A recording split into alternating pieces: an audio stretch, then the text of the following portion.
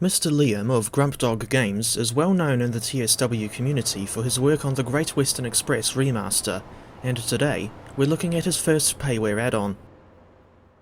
The HST Farewell Pack was released for Train Sim World 6 on the 16th of April 2026.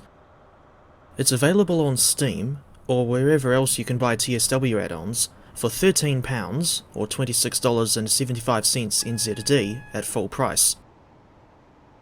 That's roughly the same price point as normal locomotive add-ons, despite the fact that this add-on doesn't include any new rolling stock models, only some new liveries for the existing Great Western spec HST power car model, a modified variant of the existing Mark 1 BG model, now done up as two barrier coach variants, and the existing Mark 3 coaches in GWR or unbranded blue, same as how the Mark 3s are supplied with Great Western Express.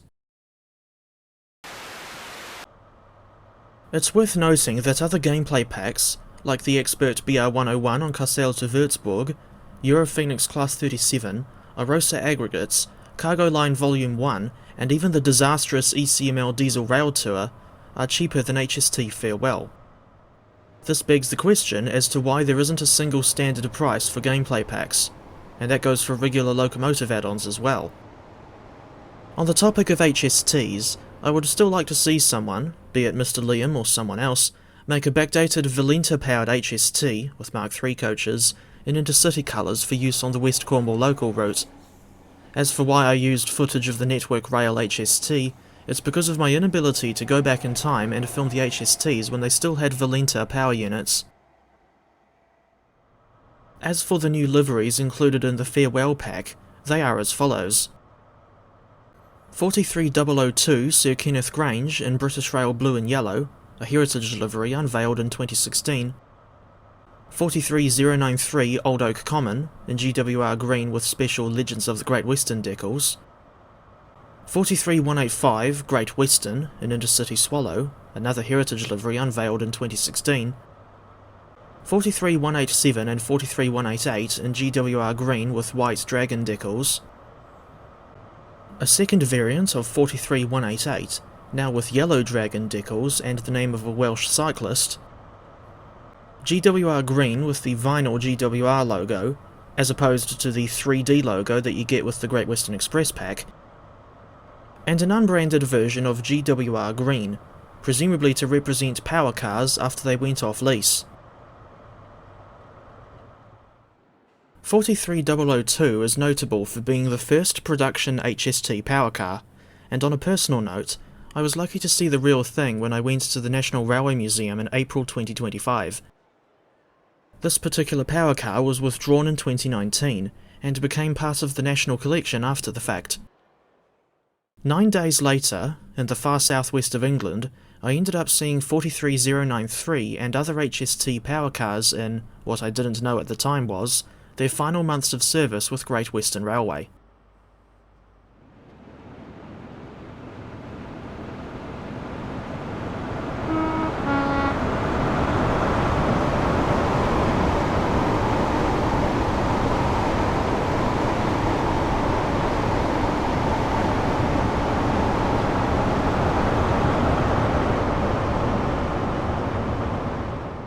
The HST Farewell Pack includes 6 scenarios, 3 for Great Western Express and 3 for the Riviera Line, and the new liveries will substitute into the existing timetables on the 2 aforementioned routes.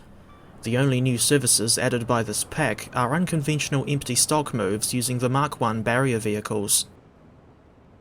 As for what the HST is like to drive, my main takeaway from this experience is the fact that, even with the throttle wide open, the HST takes a fair while to get up to a decent speed, let alone her top speed of 125 miles per hour. As far as I can tell, the only TSW6 core features implemented in the Farewell Pack are the announcements and suspension physics, which were carried over from the HST that we already had with Great Western Express. We are now approaching Tinworth. Please mind the gap between the train and the platform, and take care when stepping down from the train. 43188 hadn't yet received the Yellow Dragon decals in 2017, the year in which the remastered Great Western Express timetable is set, So you could argue that this variant's presence in the timetable breaks the immersion somewhat.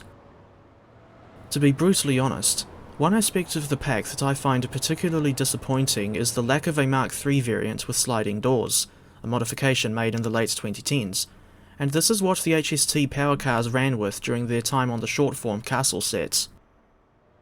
Some people may not be bothered by the lack of sliding door Mark IIIs, but personally speaking, I think it kind of spoils the realism when you're driving a short-form HST set along the Riviera Line in-game.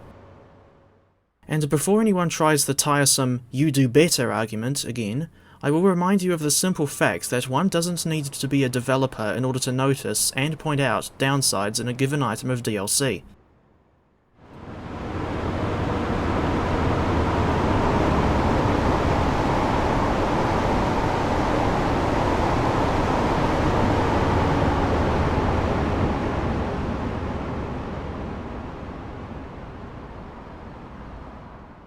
As for anything that could be done to improve the HST Farewell Pack, I have a few ideas besides adding a sliding door Mark III variant.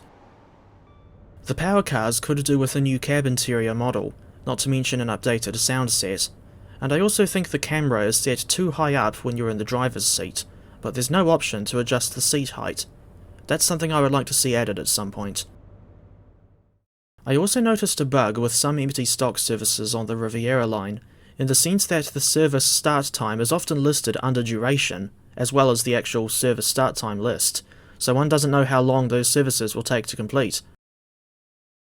Also, why is there a pair of signs floating at the eastern end of Teignmouth Platform 2? I have no ill will towards people who see this pack in a different / more positive light than me, so long as they don't go attacking those with whom they disagree, be they myself, Train Sim Society, or anyone else on this side of the community. That sort of intimidating / abusive behaviour doesn't help the overall game's situation. If anything, it only makes it worse. And goodness knows where TSW would be if absolutely no one ever dared to voice concerns or questions about the game. In closing, I have mixed thoughts on Mr. Liam's first payware add-on, and although I still have a high opinion of his work on the Great Western Express remaster, that doesn't mean I can't refrain from being honest with my thoughts on the HST Farewell Pack if I feel something's not right.